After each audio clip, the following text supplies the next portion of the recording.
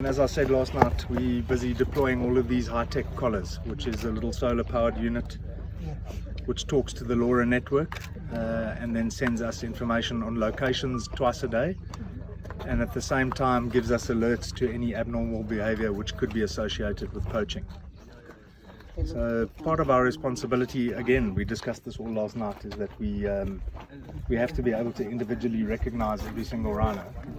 But it looks quite bulky, but I'll send it around so you can feel the weight.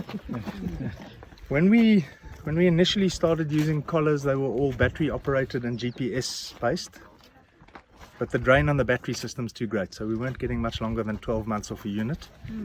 It's solar powered. So, and this is such an efficient solar panel that it needs 5 minutes of light on 5% of the surface area to function on a daily basis. So part of the South African regulations are every time you work with a rhino, we collect a full set of DNA samples from it, which go to a national laboratory.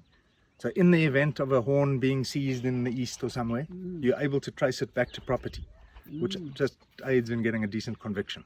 So That's good, that's right. yeah. So we'll dart an animal now, hopefully, if we find one. It takes about anywhere from, they're normally standing by 3.5 minutes, down by 6 or 7. And then once I'm happy that the animal is stabilized, then we'll get you all in.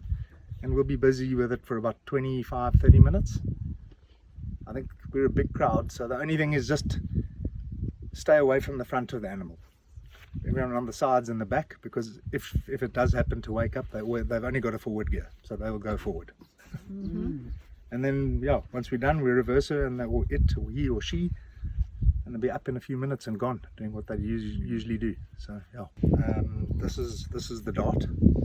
It's quite a nasty needle, but they've got 1 inch thick skin. So, and the aim is to get it perpendicular to the skin, into as thick, deep muscle as possible, where there's lots of blood supply for absorption.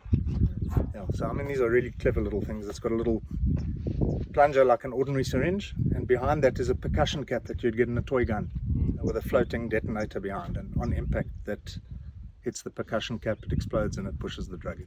Who's the man pulling the trigger? Well, if I miss, you're pulling the trigger. then it's the pilots flying. Okay. Yeah, luckily it's not a small target, it's a big target. Yeah.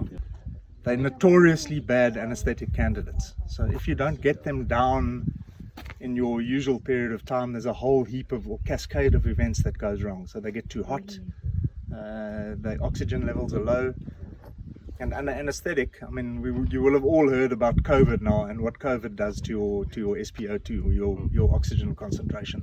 Rhinos under anesthetic are never above 80, usually between 70 and 80%, which is really poor.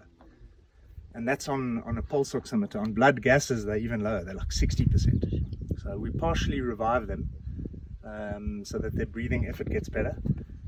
And if they're not really breathing well, we'll give some oxygen at the same time.